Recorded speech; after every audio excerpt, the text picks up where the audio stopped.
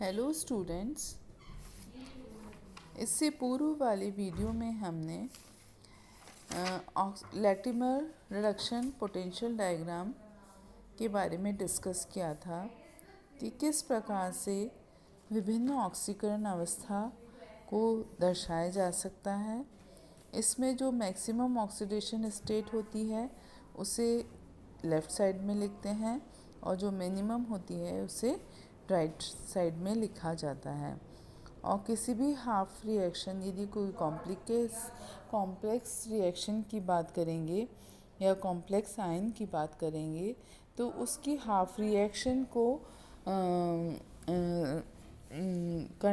बताने के लिए हमें वाटर मॉलिक्यूल्स और इलेक्ट्रॉन्स इत्यादि को ऐड करना पड़ता है जिससे कि वह रिएक्शन कंप्लीट हो जाए। अब आज मैं बताऊंगी कि जो ये लैटिमर रिडक्शन पोटेंशियल डायग्राम है वो उसमें भी कुछ कमियां रहने के कारण से हमें फ्रॉस्ट डायग्राम पर आना पड़ा या ऑक्सीडेशन स्टेट डायग्राम पर तैयार करने पड़े। तो वो क्या है? एक तो इसमें जो वेरियस ऑक्सीडेशन स्टेट्स हैं, ऑक्सीडेशन रिडक्शन स्टेप्स हैं, वो बताए तो जा रहे हैं, परंतु जैसे जैसे इनका नंबर बढ़ता चला जाता है, नंबर ऑफ़ स्पीशीज़ बढ़ती चली जाती हैं, तो ये बहुत कॉम्प्लिकेटेड हो जाता है और फिर उसके द्वारा हमें सारी जानकारी प्राप्त नहीं हो सकती है। तो इस कमी के कारण से जो लैटिमर पोटेंशियल डायग्राम था उसको छोड़ के दूसरा विधि काम में ली गई जिसे फ्रॉस्ट डायग्राम भी कहते हैं या उसे ऑक्सीडेशन स्टेट डायग्राम भी कहा जाता है। तो उसके बारे में अब हम डिस्कस करते हैं।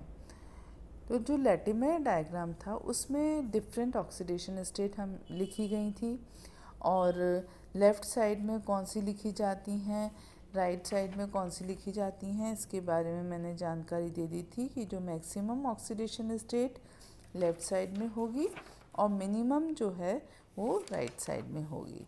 तो इसी तरह से elements were correlated with their reduction potential.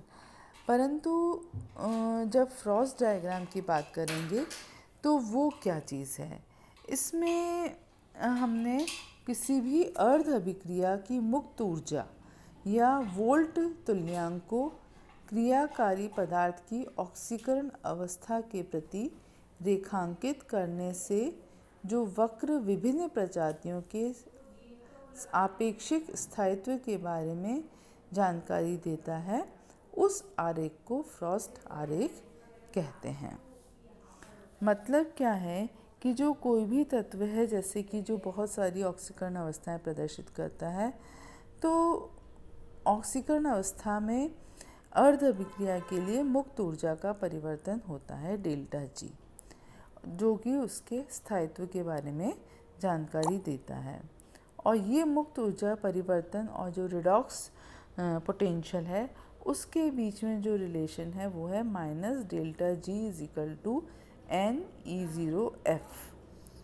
तो जहाँ डेल्टा N जो है ऑक्सीकरण अंक में परिवर्तन है, F फैराडे है और जो कुल मिलाकर डेल्टा G जो है मुक्त ऊर्जा में परिवर्तन है। तो उससे इसे बताया जाता है। और इससे पहले भी मैं बता चुकी हूँ कि स्पॉन्टेनियस रिएक्शन या नेचुरल रिएक्शन या जिसे हम कहते हैं स्वतः प्रवर्तित अभिक्रियाएं, इसके लिए E0 का मान धनात्मक होता है और डेल्टा G का मान ऋणात्मक हो जाता है। तो इस प्रकार से जो है अभिक्रियाएं, इस तरह की अभिक्रियाएं स्वतः होती हैं। तो ये हो गया, मैंने डेफिनेशन आपको पहले बता दी कि फ्रॉस्ट आरेख क्या होता है।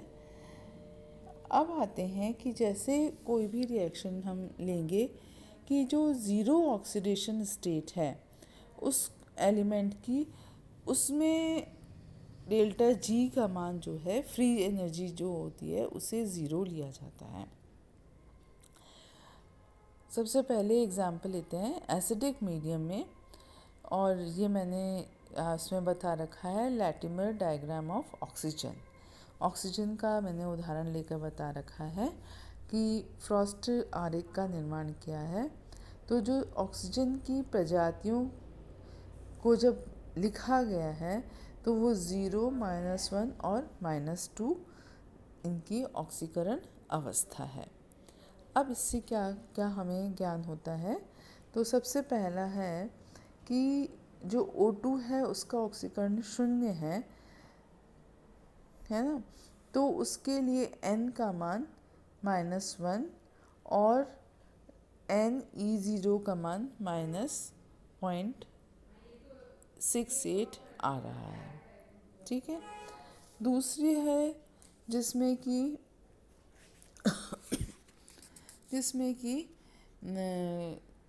H2O लिखा है मैंने के लिए NE0 का मान -2 इंटू 1.23 = -246 आता है। और यदि हम कुल अंतर की गणना करेंगे तो उसका मान 1.23 आता है। तो ये जो मैंने ये डायग्राम बना रखा है फ्रॉस्ट डायग्राम, उससे क्लियर हो रहा है कि O2 से H2 में 0.68 है और फिर H2O2 से H2O में 0.78 है, उसका हाफ किया गया है।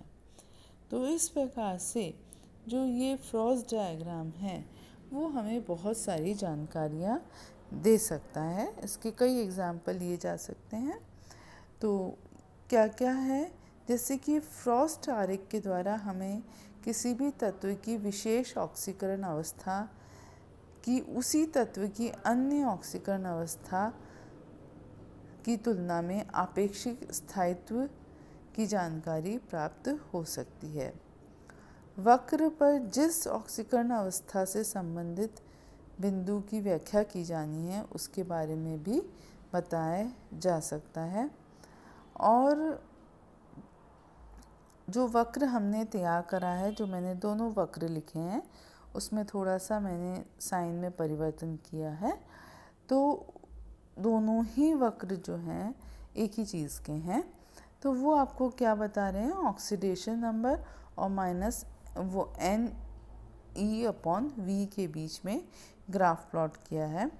तो यह वक्र जो है जिस ऑक्सीकरण अवस्था से किसी भी बिंदु पर यदि हम जानकारी प्राप्त करना चाहें तो वह प्राप्त की जा सकती है। और ये हो गया हमारा फ्रॉस्ट डायग्राम के बारे में डिस्कशन। इसी में ही एक एग्जाम्पल और लेते हैं, जैसे कि मैंने इसमें MnO4 इसका लिए रखा है, फ्रॉस्ट डायग्राम ऑफ मैग्नीज बना रखा है, जिसमें ग्राफ हमें जो है बहुत सारी चीज़ों के बारे में जानकारी दे रहा है। तो सबसे पहली चीज़ है कि जो फ्रॉस्ट डायग्राम है वो ये बताता है कि कौन सी ऑक्सीडेशन स्टेट जो है वो सबसे ज़्यादा स्टेबल है थर्मोडायनामिकली। तो वो lowest point of the oxidation state diagram में दिखाई जाती है, जैसा कि इस डायग्राम में मैंने इसे Mn2 के द्वारा दिखाया गया है कि जो सबसे ज़्यादा मोस्ट स्टेबल ऑक्सीडेशन स्टेट है। दूसरी बात कि यदि कोई स्पीशीज़ कॉन्वेक्स कर्व पर है और वो असमानुपातन है, तो जैसे कि MnO4 2- और Mn3 ये दोनों ही असमानुपातन पर हैं, तो उनको इस प्रकार से जो कॉन्वेक्स कर्व पर आता है पॉइंट उसको बताया जा सकता है। तीसरा जो है कि यदि कोई स्पीशीज़ कॉन्केव कर्व पर है तो डू नॉट डिसप्रपोर्शनेट, तो उसको इस प्रकार से बताया जाता है। चौथा जो है, यदि कोई स्पीशीज़ अपर लेफ्ट साइड में है ऑफ द कर्व है तो वो स्ट्रॉन्गली ऑक्सीडाइजिंग है, जिससे जैसे कि MnO4 -1। इसी तरह से यदि कोई स्पीशीज़ अपर राइट साइड में है कर्व के तो वो स्ट्रॉन्गली रिड्यूसिंग है। तो ये जो चीज़ें हैं वो फ्रॉस्ट डायग्राम के द्वारा कोई भी इसकी व्याख्या कर सकता है।